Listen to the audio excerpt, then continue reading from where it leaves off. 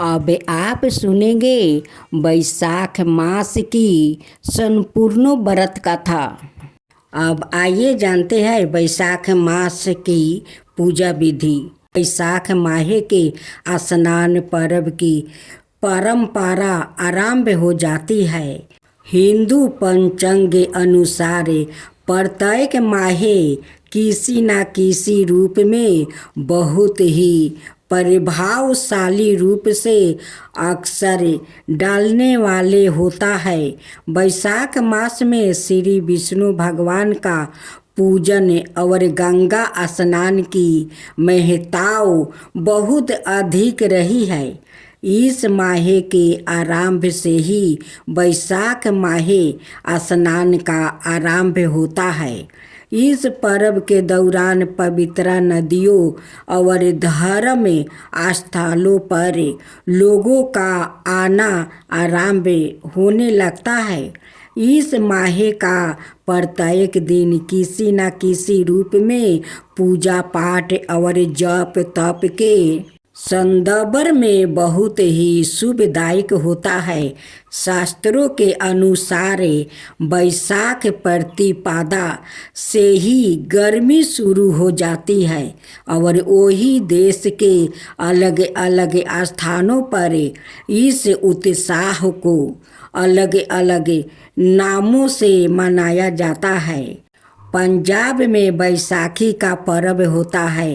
बंगाल में पहला बैसाख, आसाम में बिहू विशु जैसे नाम होते हैं। ओडिशा में पाना संक्रांति इत्यादि नामों से माना जाता है।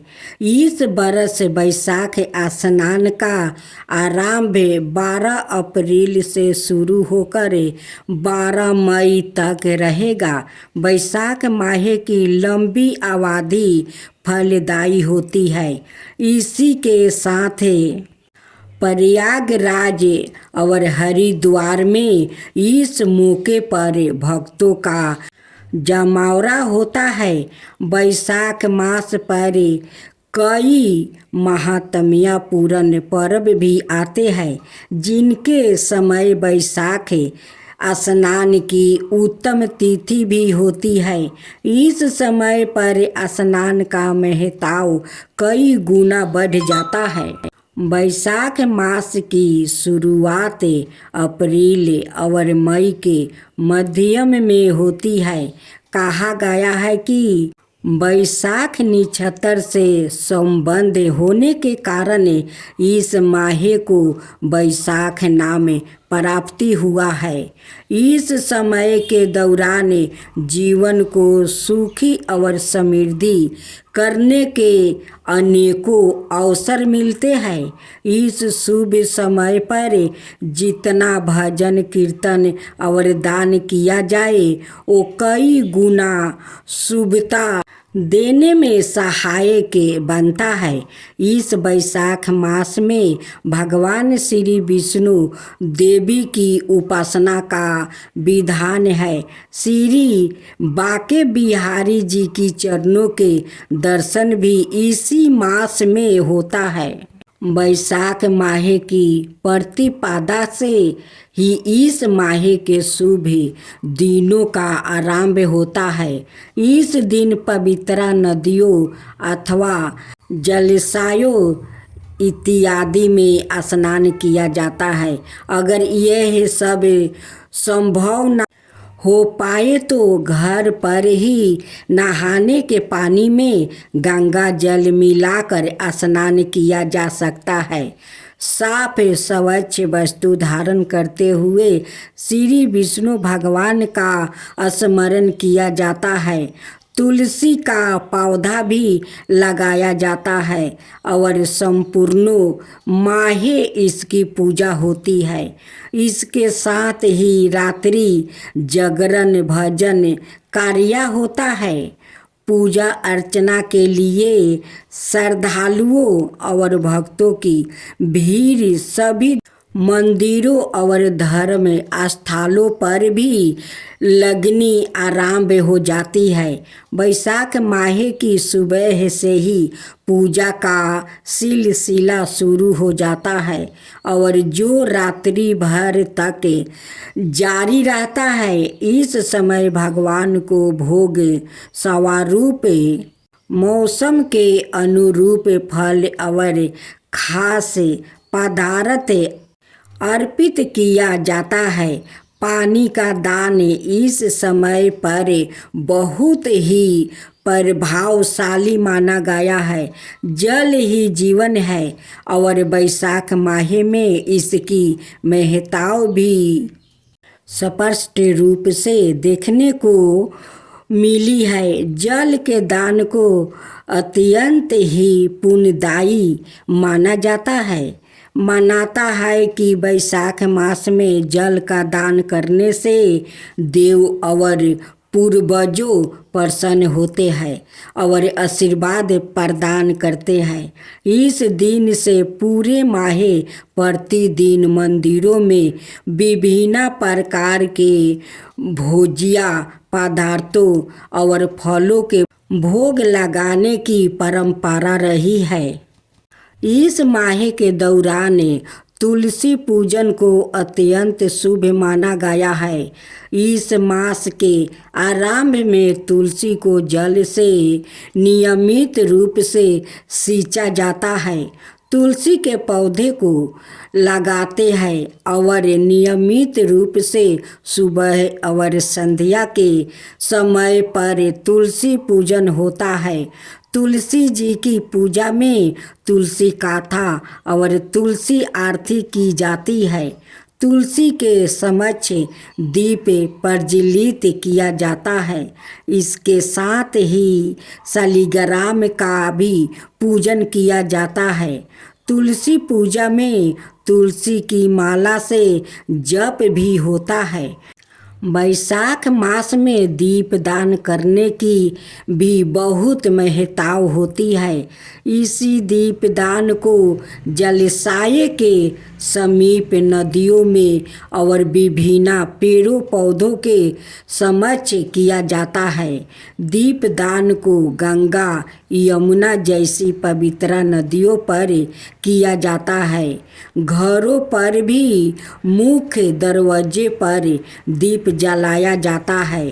तुलसी, पीपल, वट वृक्ष पर भी दीपक जलाने की परंपरा बहुत प्राचीन समय से चली आती रही है।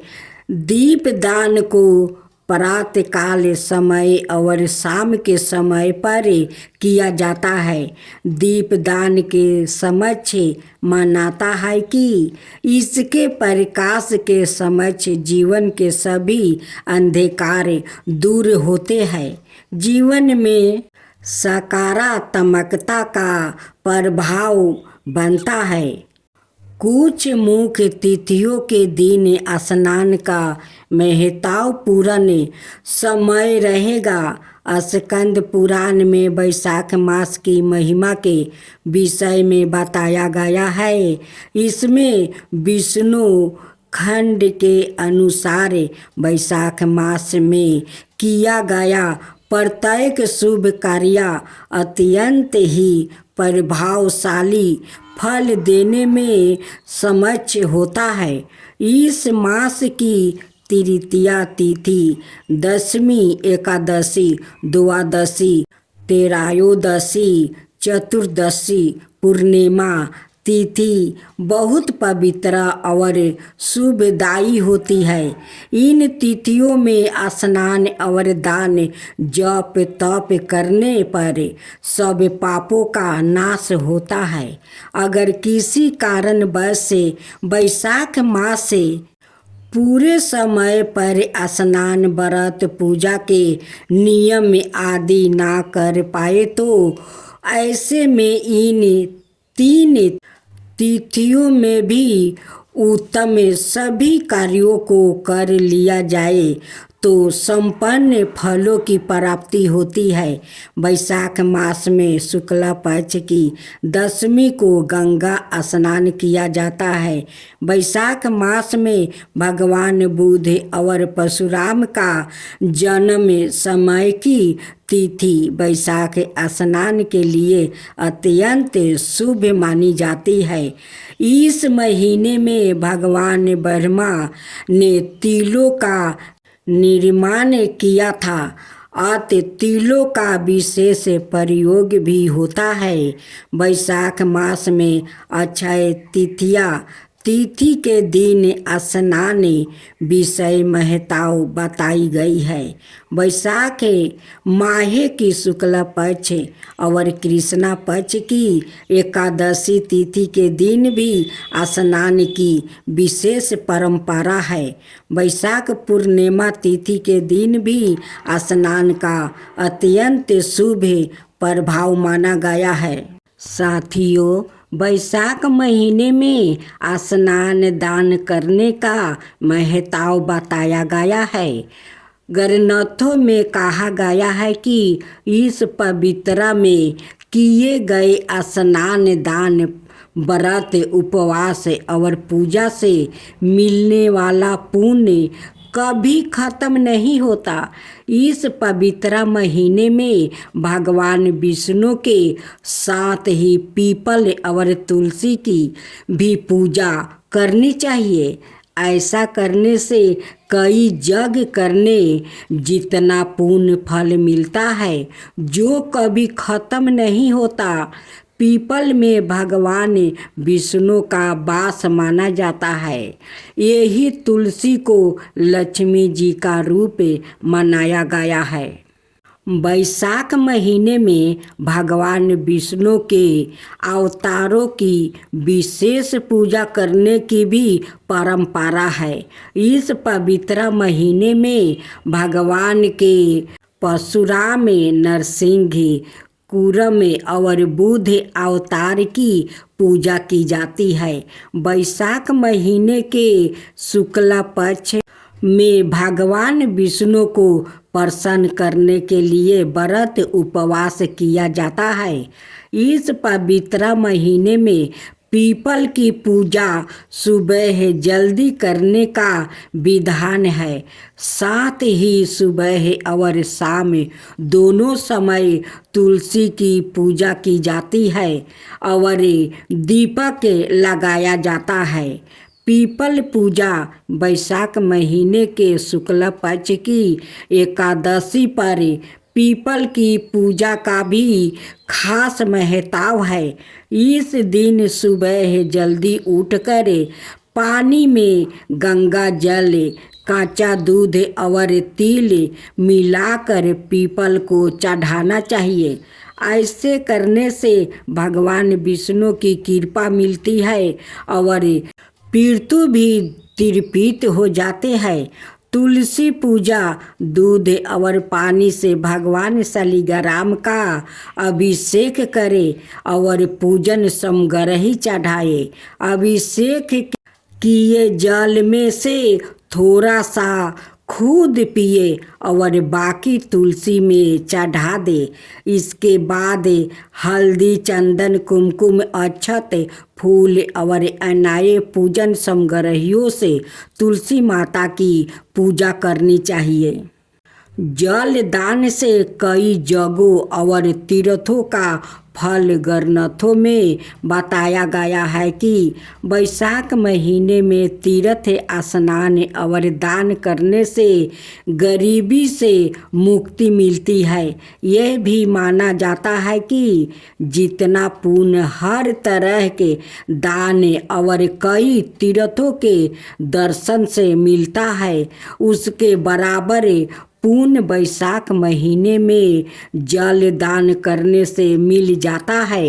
इसलिए इस महीने में तुलसी और पीपल को जल चढ़ाना चाहिए। साथ ही पानी पिलाकर लोगों की सेवा करनी चाहिए। आज आप सुनेंगे दो चोर और माँ गंगा की कहानी। एक गांव में दो चोर था। दोनों चोरी करने जाता था, लेकिन एक चोर का दिल में बहुत ममता था और एक चोर कठोर था। जो घर में ढुकता था उसका घर पूरा एकदम से साफा कर देता था, और जो मायारू था वो पूरा चोरी नहीं करता, वो थोड़ा सामान लेकर निकल जाता है। जब घर आकर अपना पत्नी को वो माल देता है तो पत्नी उन पर गुस्सा हो जाती है कि सारा दुनिया चोर जाता है, पूरा सामान गाड़ी में लाद कर ले आता है, और तुम जाते हो तो थोड़ा सा माल लाते हो, इससे तो हमारा संसार नहीं चलता है। ऐसे चोरी करके लाओगे तो हमारा संसार कैसे चलेगा? अपना बच्चा को पोषण पालन मैं कैसे करूँगी? बैसाख का महीना था।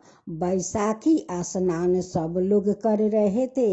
एक दिन माँ गंगा एक बूढ़ी का रूप धारण किया और आकर गंगे किनारे बैठ गई, एक कलश लेकर।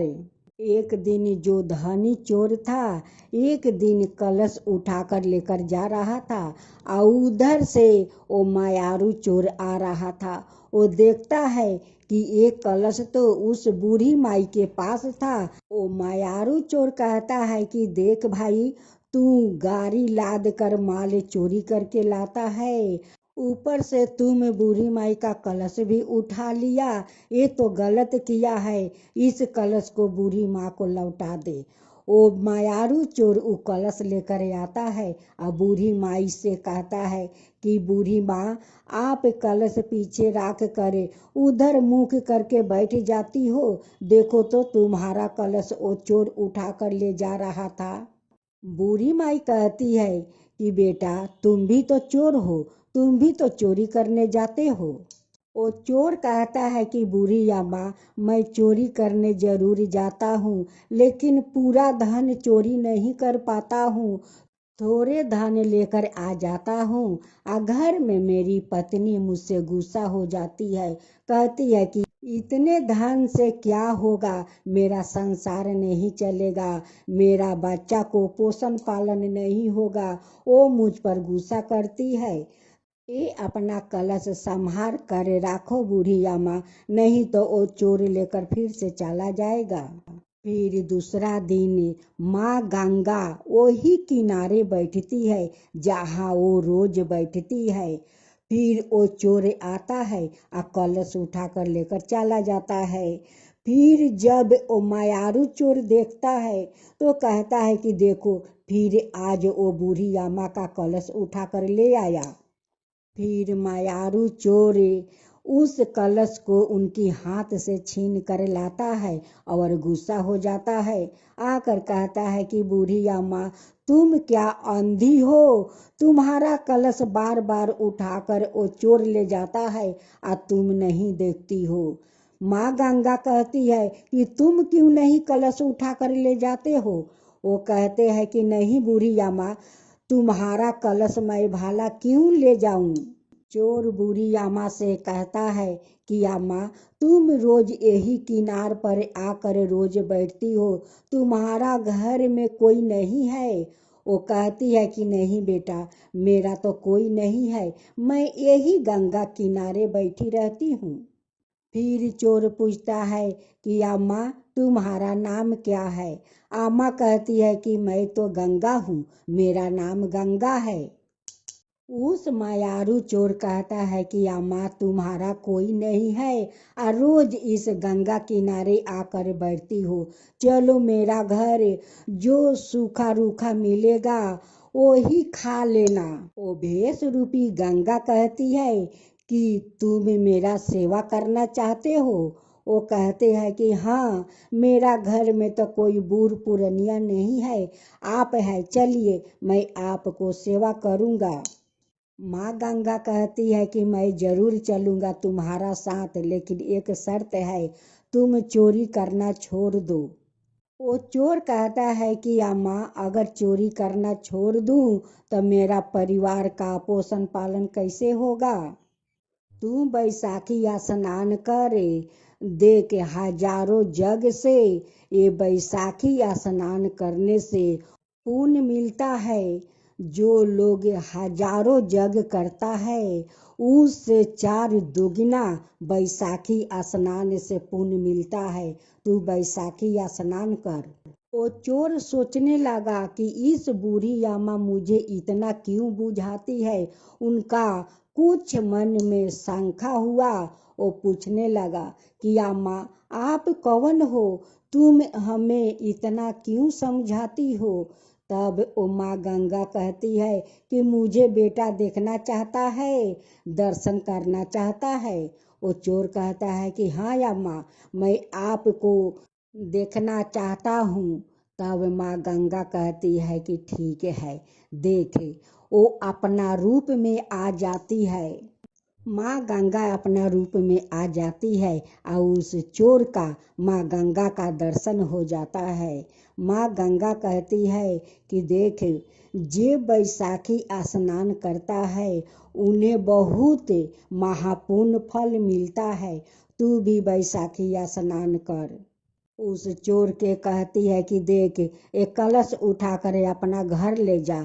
इस कलश में मोहर भरा है, तेरा कभी धन खत्म नहीं होगा। तुम अपना सुंदर महल बना लेना, अपना परिवार को अच्छे से पोषण पालन करना।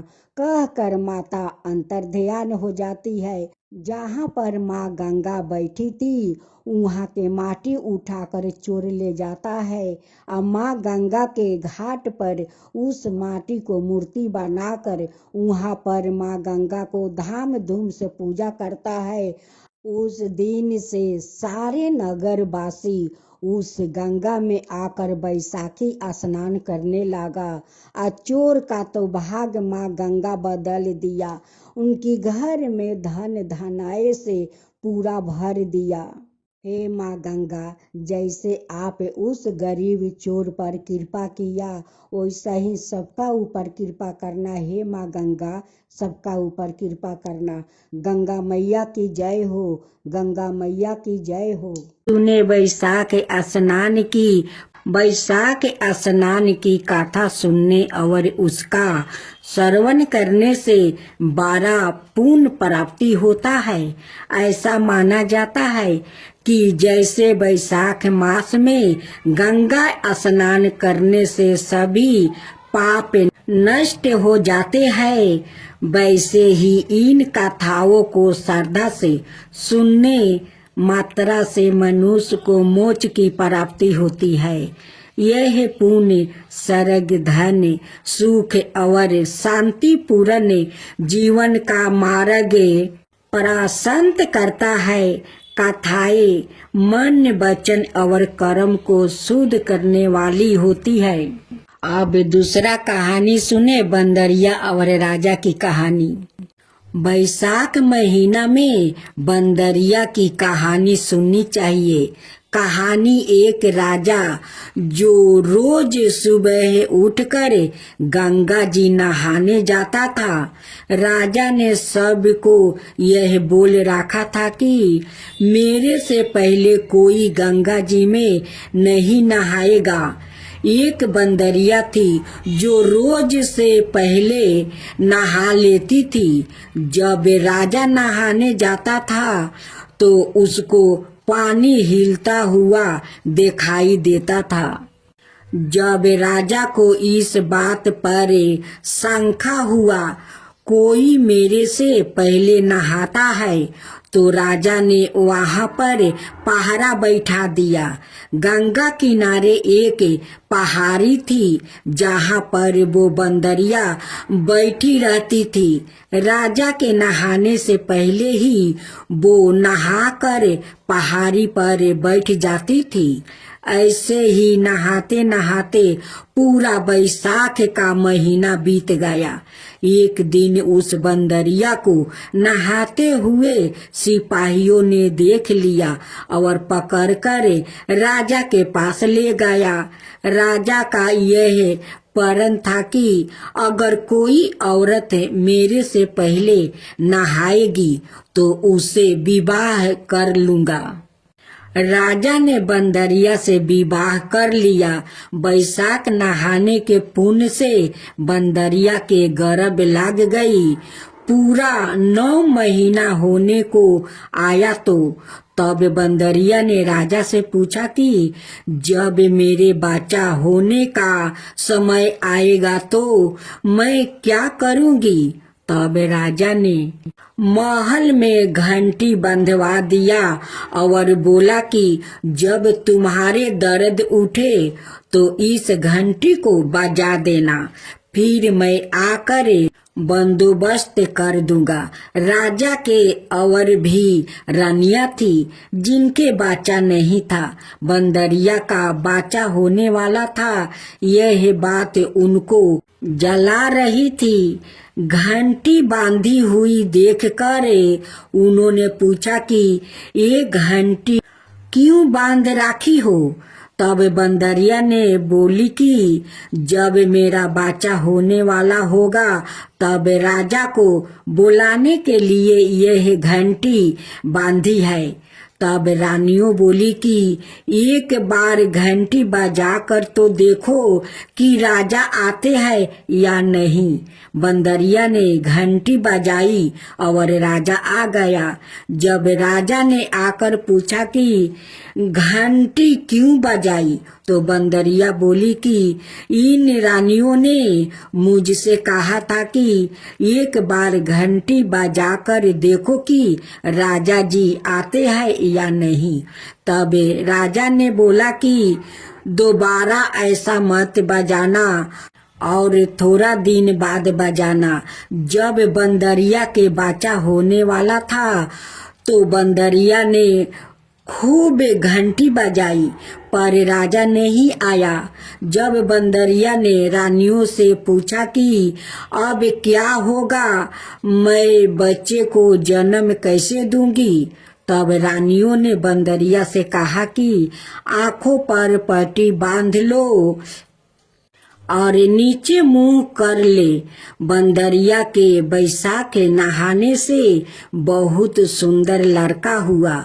जब रानियों ने यह देखा कि बहुत सुंदर लड़का हुआ है तो रानियों ने दासी से कहा कि इस बच्चे को नदी में डुबा कर आ जाओ और बंदरिया के पास पत्थर को रख दो और राजा को बोलो कि बंदरिया के पत्थर हुआ है।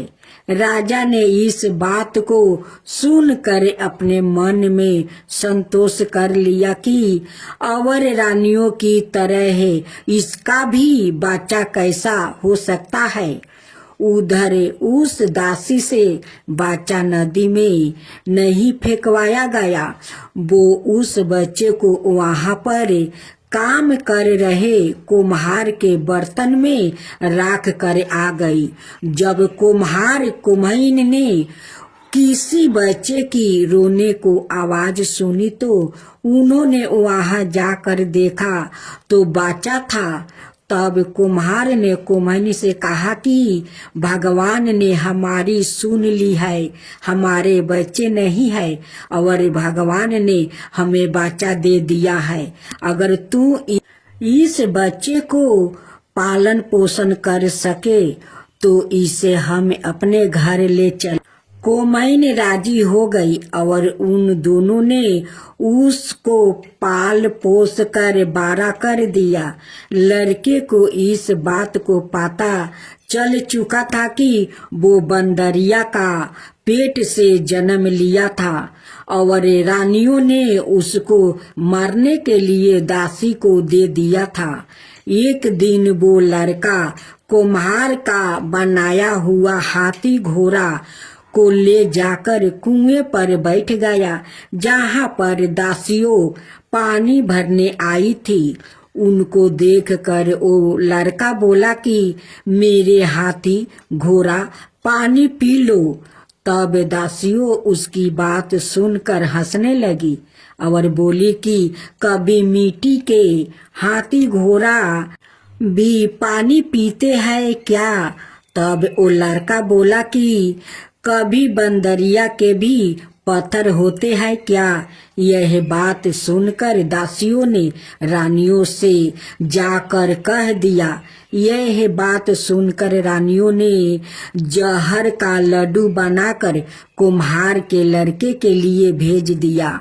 भगवान की कृपा से जहर के लड्डू बूंदी का लड्डू बन गया। दूसरे दिन रानियों ने देखा कि वो लड़का मारा नहीं है। तब रानियों ने राजा से जिद करके कुम्हार को उस बस्ती से निकलवा दिया। कुम्हार जंगल में रहने लगा। गण गौर का महीना आ गया। कुम्हार का लड़का 110 घारा बनाया। 110 गोली ले घरों में पानी भर कर बगीचे में जाकर बैठ गया, जहाँ पर राजा के साहूकारों की लड़कियां गण गौर पूजन के लिए मिट्टी ले जाने के लिए आई। वहाँ पर पहले तो उन्होंने खूब खेला कूदा। जब उनको प्यास लगी तो वो उस लड़के के पास पानी पीने के लिए आई। तब वो लड़का बोला कि मेरे पास गोली है, उसको तुम खाती जाओ और मेरे चारों तरफ फिरती जाओ, तब तुमको पानी पियाऊंगा। इस बात से उनमें से कई लड़कियां पहले तो राजी नहीं हुई, पर प्यास मिटाने के लिए मान गई।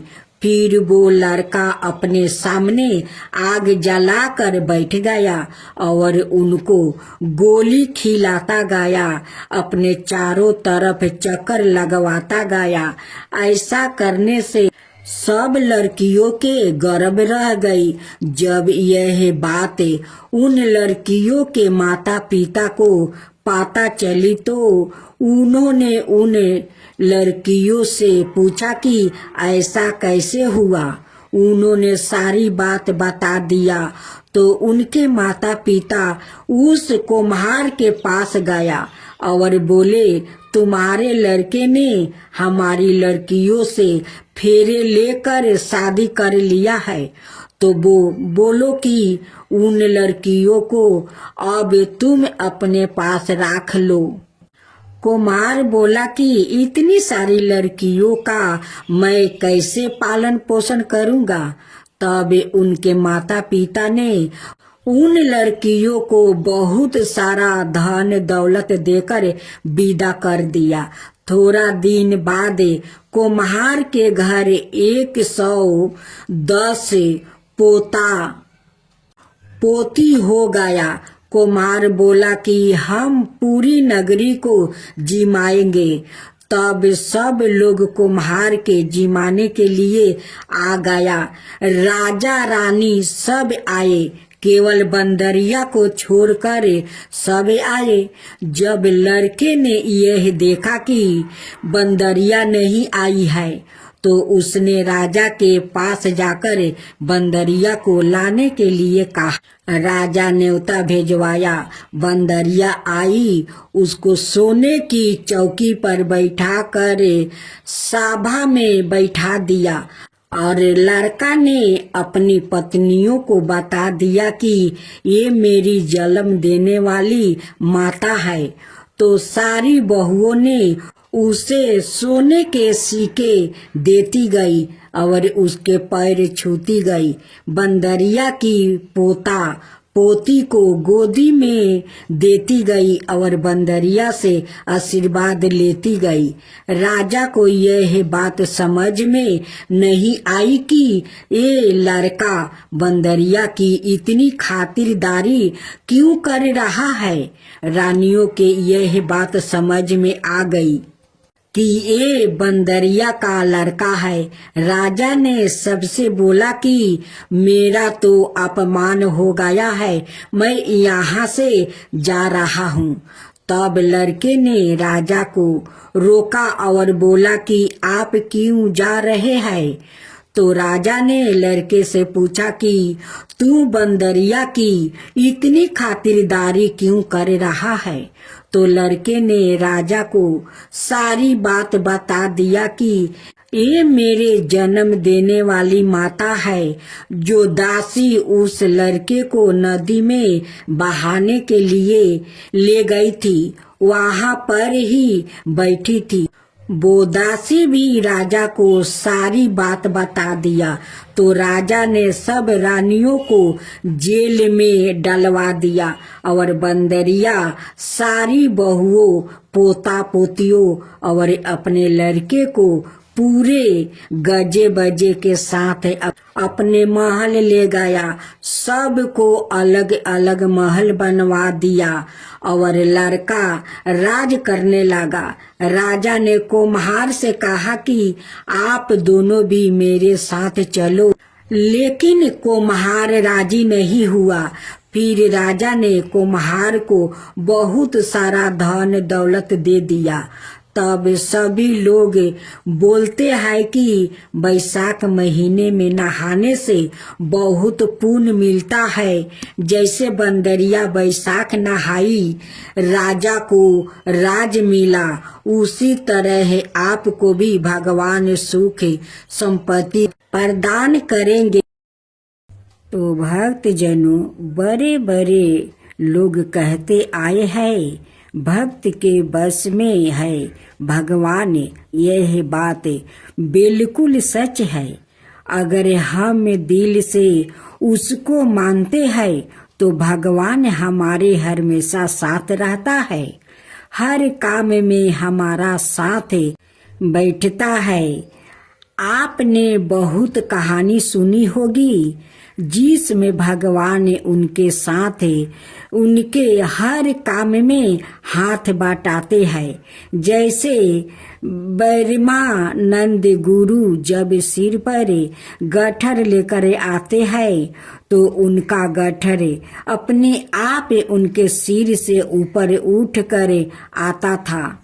उसी प्रकार कृष्णा भक्त जानाबाई जब घर का काम करती थी और काम करते समय भगवान के भजन करती थी, तो जब वो थक जाती थी तो उसका आधा काम खुद भगवान करते थे। इसी तरह नरसी भक्त की बेटी का भात भगवान खुद आकर भरते हैं। दोस्तों, भगवान तो हमेशा हमारे साथ है, बस वो तो हमारी श्रद्धा देखता है कि कितनी है। ऐसी ही घटना आज एक बुढ़िया की मैं आपको बताती हूँ। एक बुढ़िया गुरु गोरखनाथ के दर्शन करने आती है। जाते समय एक दुकानदार की दुकान से वो गुरु गोरखनाथ की मूर्ति चोरा लेती है। जब वो मूर्ति चोरा कर थोड़ी दूर चलती है तो उसकी आत्मा उसे कोसती है और वो आगे नहीं चल पाती है। वो वापस दुकानदार के पास जाती है और कहती है, बेटा मुझे माफ कर दो, मैंने तेरी दुकान से ये मूर्ति चुरा ली थी, मुझे कोई भी सजा दो पर मुझे माफ कर दो। दुकानदार कहता है, तुम मेरी माँ के समान हो, मैं तुम्हें क्या सजा दे सकता हूँ। साजा देने वाले तो गुरु महाराज है। जब तुम यह मूर्ति चुरा कर ले गई थी तो तुम्हारा बटवा यही रह गया था जिसमें 2000 रुपये थे। उसकी कृपा हो तो कोई किसी का कुछ नहीं बिगाड़ सकता है। उसके बाद बुढ़िया माँ कहती है, मैं यह पैसा तुझसे नहीं लूंगी, यह पैसा तेरे है, मुझे आज मेरे गुरुजी मिल गया है। वो बहुत खुश होती है और घर चली जाती है। वो हर रोज खाना खाने से पहले गुरु गोरखनाथ को खाना खिलाती है, नहलाती है, कपड़े बदलती है, हर रोज ऐसे ही पूजा करती है। एक दिन वो बीमार हो जाती है और अपनी बहू को गुरु की सेवा करने को कहती है। उसके बाद उसकी बहू के हाथ में मूर्ति छूट जाती है तो बुढ़िया माँ रोने लगती है और जिद करने लगती है, डॉक्टर को बुला कर लेकर आओ, गुरु को चोट लग गई है।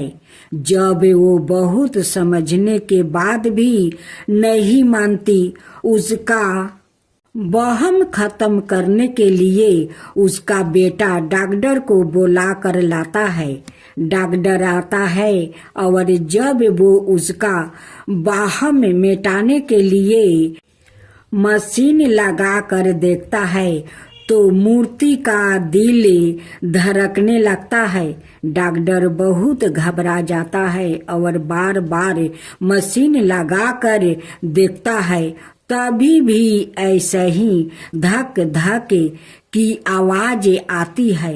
डॉक्टर बहुत घबरा जाता है और बुढ़िया माँ के चरणों में पड़ जाता है। दोस्तों, सच्ची भक्त हो तो आपने भक्तों की लाज बचाने के लिए भगवान जरूर आता है। ऐसी ही और कहानियों पढ़ने के लिए नीचे दिए गई लिंक पर करें। जय श्री कृष्णा, राधे राधे। अब आप सुनेंगे कृष्णा बाई की कथा, श्री कृष्णा और उनकी भक्त की कहानी। समुंदर के किनारे एक गांव में कृष्णा बाई नाम की बुढ़िया माता रहती थी। वो भगवान श्री कृष्णा की परम भक्त थी। वो एक झोपड़ी में रहती थी। कृष्णा बाई का वास्तविक नाम सुखिया था, पर कृष्णा भक्त के कारण उनका नाम गांव वालों ने कृष्णा बाई रख दिया। घर घर में झाड़ू पोछा, बर्तन और खाना बनाना ही उनका काम था। कृष्णा बाई रोज फूलों की माला बनाकर दोनों समय श्री कृष्णा जी को पहनाती थी और घंटों कान्हा से बात करती थी। गांव के लोग वही सोचते थे कि बुढ़िया पागल है। एक रात श्री कृष्णा जी ने अपनी भक्त कृष्णा बाई से यह कहा कि कल बहुत बड़ा भूचाल आने वाला है, तुम यह गांव छोड़कर दूसरे गांव चली जाओ। अब क्या था, मालिक का आदेश था। कृष्णा बाई ने अपना सामान इकट्ठा करना शुरू किया और गांव वालों को बताया कि कल सपने में कान्हा आए थे और कह रहे थे कि बहुत प्रलय होगा, गांव छोड़कर पास के गांव में चली जा। अब लोग कहाँ उस बुढ़िया पागल की बात मानने वाले थे। जो सुनता वही जोर जोर ठहाके लगाता। इतने में बाई ने एक बैलगाड़ी मंगवाई और अपने कान्हा की मूर्ति ली और सामान की गठरी बांधकर गाड़ी में बैठ गई और लोग उसकी मूर्खता पर हंसते रहे। बाई जाने लगी। अपने गांव की सीमा पार कर आगे गांव में प्रवेश करने ही वाली थी कि उसे कृष्णा की आवाज आई, अरे पगली, जा अपनी झोपड़ी में से ओ सुई ले आ जिसे तू माला बनाकर मुझे पहनाती है। यह सुनकर बाई बेचैन हो गई और तड़प गई कि मुझसे यह भारी भूल कैसे हो गई। अब मैं कान्हा की माला कैसे बनाऊंगी। उसने गाड़ी वाले को वहां रोका और बदवा से अपने झोपड़ी की तरफ भागी। गांव वालों उसके पागलपन को देखते और खूब मजाक उड़ाते रहे। बाई ने झोपड़ी के तिनकों में से फंसी हुई सुई को निकाला और फिर पागलों की तरह दौड़ते हुए गाड़ी के पास आई। गाड़ी वाले ने कहा कि बाई तू क्यों परेशान है, कुछ नहीं होना। बाई ने कहा अच्छा अब चले। अरे जल्दी से अपने गांव की सीमा पार कर। गाड़ी वाले ने ठीक ऐसे ही किया। अरे यह क्या, जैसे ही सीमा पार हुई पूरा गांव ही समुंदर में समा गया। सब कुछ जल मगन हो गया। गाड़ी वाला भी अटूट कृष्णा भक्त था। यने कने पराकरण भगवान ने उसकी भी रक्षा करने में कोई विलंब नहीं किया। इस कहानी से हमें यह शिक्षा मिलती है कि प्रभु जब अपने भक्त की मात्रा एक सुई तक की इतनी चिंता करते हैं तो वो भक्त की रक्षा के लिए कितना चिंता होते होंगे। जब तक उस भक्त की एक सुई उस गांव में थी पूरा गांव बचा था। इसलिए कहा जाता है कि बड़ी बदरिया पाप की बरसाने लगे, अंगारे संत ना होते जगत में जल जाता संसार। अर्थात अगर इस दुनिया में संत में अच्छे व्याकित ना होते तो यह संसार कब का समाप्त हो गया होता। अब आप सुनेंगे माँ लक्ष्मी और साहूकार का बेटी की कथा। एक गांव में एक साहूकार रहता था। साहूकार के एक बेटी थी। वो हर रोज पीपल सींचने जाती थी। पीपल के वृक्ष में से लक्ष्मी जी प्रकट होती थी और चली जाती। एक दिन लक्ष्मी जी ने साहूकार की बेटी से कहा तू मेरी सहेली बन जा। तब लड़की ने कहा कि मैं अपने पिता से पूछ कर बताऊंगी। साहूकार की बेटी ने घर जाकर अपने पिता से सारी बात कह दी। तब उसके पिताजी बोले वो तो लक्ष्मी जी है, अपने को और क्या चाहिए, तू लक्ष्मी जी की सहेली बन जा। दूसरे दिन वो लड़की फिर गई। तब लक्ष्मी जी पीपल के पेड़ से निकल कर आई और कहा सहेली बन जा। तो लड़की ने कहा बन जाऊंगी और दोनों सहेली बन गई। लक्ष्मी जी ने उसे खाने का न्योता दिया। घर आकर लड़की ने माँ बाप को कहा कि मेरी सहेली ने मुझे खाने का न्योता दिया है। तब बाप ने कहा कि सहेली के जिमाने जाइयो पर घर को संभाल कर जाना। तब वो लक्ष्मी जी के यहाँ जिमाने गई तो लक्ष्मी जी ने उसे साल दुसाला ओढ़ने के लिए दिया।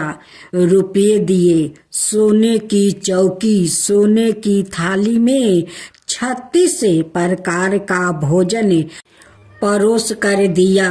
भोजन कर जब वो जाने लगी तो लक्ष्मी जी ने पाला पकड़ लिया और कहा कि मैं भी तेरे घर भोजन करने जाऊंगी। तो उसने कहा आ जाइए। वो घर जाकर चुपचाप बैठ गई। तब बाप ने पूछा कि बेटी सहेली के यहाँ भोजन कर आ गई और तू उदास क्यों बैठी है। तो उसने कहा, पिताजी, मेरे को लक्ष्मी जी ने इतना दिया, अनेक प्रकार के भोजन कराया, परंतु मैं कैसे भोजन कराऊंगी? अपने घर में तो कुछ भी नहीं है। तब उसके पिता ने कहा कि गोबर मिट्टी से चौका लगाकर घर की सफाई कर लो, 4 मुख वाला दिया जलाकर लक्ष्मी जी का नाम लेकर रसोई में बैठ जाना। लड़की सफाई करके लड्डू लेकर बैठ गई। उसी समय एक रानी नहा रही थी। उसका 9 लाखा हार चील उड़ कर ले आई और उसके घर वो 9 लाखा हार डाल गई और उसका लड्डू ले गई। बाद में वो हार को तोड़ कर बाजार में गई और सामान लाने लगी। तो सोनार ने पूछा कि क्या चाहिए? तब उसने कहा कि सोने की चौकी, सोने का थाल, साल दुसाला दे दो, मोहर दे दो और समगरी दे दो। 36 प्रकार का भोजन हो जाए, इतना सामान दे। सारी चीजें लेकर बहुत तैयारी करी और रसोई बनाई। तब गणेश जी से कहा कि लक्ष्मी जी को बुलाओ। आगे आगे गणेश जी और पीछे पीछे लक्ष्मी जी आई। उसने फिर चौकी डाल दी और कहा, सहेली, चौकी पर बैठ जाओ। जब लक्ष्मी जी ने कहा, सहेली, चौकी पर तो राजा रानी के भी नहीं बैठी, किसी के भी नहीं बैठी, तो उसने कहा कि मेरे यहाँ तो बैठना पड़ेगा। फिर लक्ष्मी जी चौकी पर बैठ गई। तब उसने बहुत खातिर की। जैसे लक्ष्मी जी ने करी थी वैसे ही उसने करी। लक्ष्मी जी उस पर खुश हो गई। घर में खूब रुपया एवं लक्ष्मी हो गई। साहूकार की बेटी ने कहा, मैं अभी आ रही हूँ, तुम यही बैठा रहना। और वो चली गई। लक्ष्मी जी गई नहीं और चौकी पर बैठी रही। उसको बहुत दौलत दी। हे लक्ष्मी जी, जैसा तुमने साहूकार की बेटी को दिया वैसा ही सबको देना। कहते सुनते हुंकार भरते अपने सारे परिवार को दिए। पीहर में देना, ससुराल में देना, बेटे पोते को देना। हे लक्ष्मी माता, सबका कष्ट दूर करना, दरिद्रता दूर करना, सबकी मनोकामना पूर्ण करना। माँ लक्ष्मी की जय हो, माँ लक्ष्मी की जय हो। गणेश भगवान आप सुने माँ तुलसी की कथा। भगवान विष्णु ने जब श्री कृष्ण रूप में अवतार लिया, तब रुक्मिणी और सत्यभावना उनकी पटरानी हुई। सत्यभावना पूर्व जन्म में एक ब्राह्मण की पुत्री थी। युवावस्था में ही एक दिन उनके पति और पिता को एक राक्षस ने मार दिया। कुछ दिनों तक ब्राह्मण की पुत्री रोती रही। इसके बाद उसने सवाए को विष्णु भगवान की भक्ति में संपीड़ित कर दिया। वो सभी एकादशी का व्रत रखती और कार्तिक मास में नियम पूर्वक सूर्योदय से पूर्व स्नान करके भगवान विष्णु और तुलसी की पूजा करती थी। बुढ़ापा आने पर एक दिन जब ब्राह्मण की पुत्री डुबकी लगाई, तब बुखार से कांपने लगी और गंगा तट पर उसकी मृत्यु हो गई। उसी समय विष्णु लोक से एक विमान आया और ब्राह्मण की पुत्री का दिव्या शरीर विमान में बैठाकर विष्णु लोक पहुंचाया गया। जब भगवान विष्णु ने कृष्ण अवतार लिया तब ब्राह्मण की पुत्री ने सत्या भावना के रूप में जन्म लिया। कार्तिक मास में दीपदान करने के कारण सद्भावना को सुख और संपत्ति प्राप्ति हुई। नियमित तुलसी में जल अर्पित करने के कारण सुंदर वाटिका का सुख मिला। शास्त्रों अनुसार कार्तिक मास में किए गए दान पुण्य का फल व्याकितों को अलग जन्म में अवश्य प्राप्ति होता है। गुणवती नामक स्त्री ने कार्तिक मास में सुंदर द्वार पर तुलसी की एक सुंदर सी वाटिका लगाई। उस पुण्य के कारण वो अलग जन्म में सद्भावना बनी और सदाए कार्तिक मास का व्रत करने का कारण वो भगवान श्री कृष्णा की पत्नी बनी। यह है कार्तिक मास में तुलसी आराधना का फल। इस मास में तुलसी विवाह की भी परंपरा है, जो कार्तिक मास की पूर्णिमा तिथि को किया जाता है। इसमें तुलसी का पौधे को सजाए संवारे जाता है और भगवान शालिग्राम का पूजन किया जाता है। तुलसी का विवाहित विवाह किया जाता है।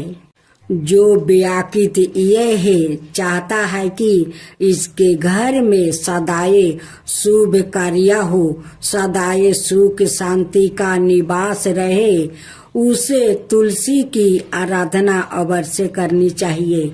कहते हैं कि जिस घर में शुभ कर्म होते हैं वहाँ तुलसी हरी भरी रहती है और जहाँ अशुभ कर्म होते हैं वहाँ तुलसी कभी भी हरी भरी नहीं रहती है। तुलसी हमारी आस्था है और श्रद्धा की प्रतीक है और अपरिमित औषधियों गुणों से युक्त भी। बरस भर तुलसी में जल अर्पित करना और संध्या काल तुलसी के नीचे दीप जलाना अत्यंत श्रेष्ठ माना जाता है। कार्तिक मास में तुलसी के समीप दीपक जलाने से मनुष्य अनंत पुण्य का भागी बनता है। इस मास में तुलसी के समीप दीपक जलाने से व्याकित को साक्षात लक्ष्मी की कृपा प्राप्ति होती है, क्योंकि तुलसी में साक्षात लक्ष्मी का निवास माना गया है। अब माँ तुलसी का दूसरा अध्याय। एक बार राधा जी सखी से बोली, सखी तुम श्री कृष्णा की प्रसन्नता के लिए किसी देवता की ऐसी पूजा बताओ जो परम सौभाग्यवती हो। तब समस्त सखियों में श्रेष्ठ चंद्र नाना ने अपने हृदय में एक क्षण तक कुछ विचार किया, फिर बोली, राधे परम सौभाग्यदायक और श्री कृष्णा की भी प्राप्ति के लिए वरदायक व्रत है तुलसी की सेवा। तुम्हें तुलसी सेवन का ही नियम लेना चाहिए, क्योंकि तुलसी का यदि स्पर्श अथवा ध्यान, नाम संकीर्तन आरोपण चेतन किया जाए तो महान पुण्य प्रदान होता है। हे राधे, जो प्रतिदिन तुलसी की भक्ति करते हैं वो कोटि सहस्त्रों योगों तक अपने उस कीर्तन का उत्तम फल भोगते हैं।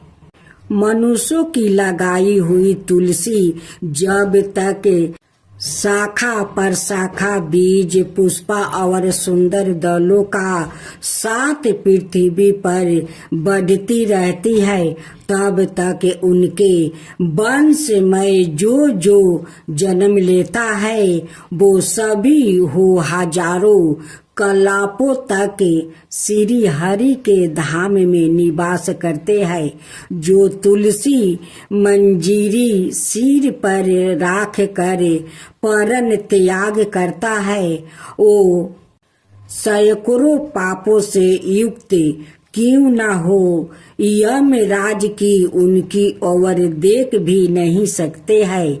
इस प्रकार चंदर नाना की कही बात सुनकर परमेश्वरी श्री राधा ने साक्षात श्री हरि को संतोष करने वाले तुलसी सेवन का व्रत आरंभ किया और केतकी वन में 100 हाथ गोलाकर भूमि पर बहुत ऊंचा और अत्यंत मनोहर श्री तुलसी का मंदिर बनवाया, जिसकी दीवार सोने की जोड़ी थी और किनारे किनारे पद्म राग मणि लगाई थी।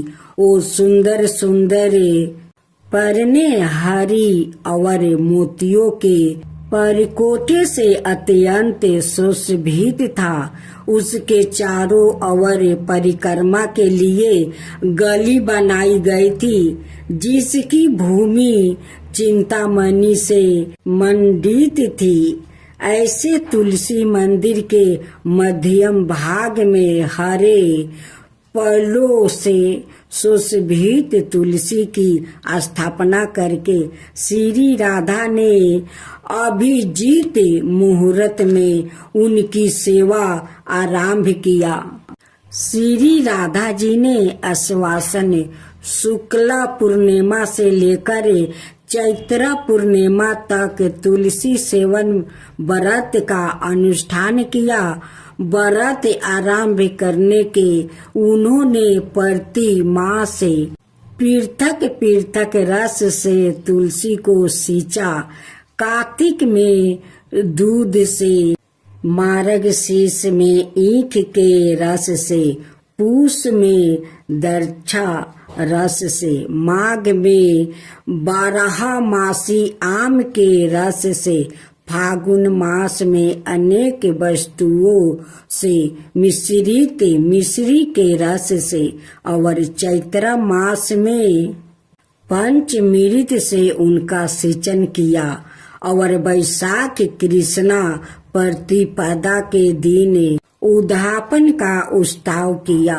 उन्होंने 2 लाख ब्राह्मणों को 56 भोग से दीर्पित करके वस्तु और आभूषण के साथ दक्षिणा दी।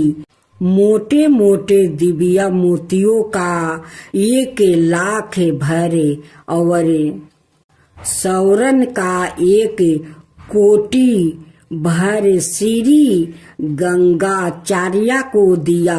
उस समय आकाश से देवता तुलसी मंदिर पर फूलों की वर्षा करने लगे। उसी समय सौरन सिंहासन पर विराजमान हरि प्रिया तुलसी देवी प्रकट हुई। उसके 4 भुजाएं थी, कमल दल के समान विशाल नेत्र थे। 16 बरस की सी अवस्था और स्वयं कांति थी। मस्तक पर हिमालय किरीट प्रकाशित था और कानों में कंचनमय कुंडल झलमला रहे थे। गरुड़ से उतर कर तुलसी देवी ने रंग वाली जैसी श्री राधा जी को अपनी भुजाओं से अंक में भर लिया और उनके मुख चंदर का चुंबन किया।